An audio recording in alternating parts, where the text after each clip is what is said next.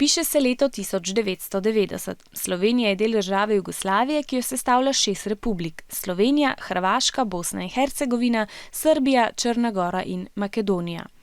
Slovenci so nad skupno državo razočarani, želijo več pravic in bolj demokratično upravljanje. Menijo, da pri sprejemanju skupnih odločitev njihov glas ni enakovreden. Zato se politiki odločijo za osamosvojitev Slovenije, torej za odcepitev Slovenije od skupne države Jugoslavije.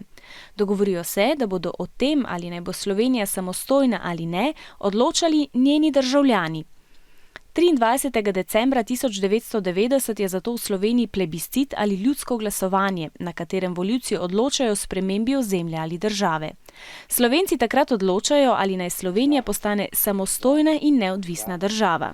26. decembra razglasijo rezultate plebiscita. Dobrih 88% podpre odločitev za osamosvojitev. Potem imajo slovenski politiki pol leta časa, da v tajnosti pripravijo vse potrebno za novo državo, na primer nov denar, oboroženo silo in zakone, ki opredeljujejo delovanje nove države. Slovenijo za samostojno in neodvisno državo razglasijo 25. junija 1991.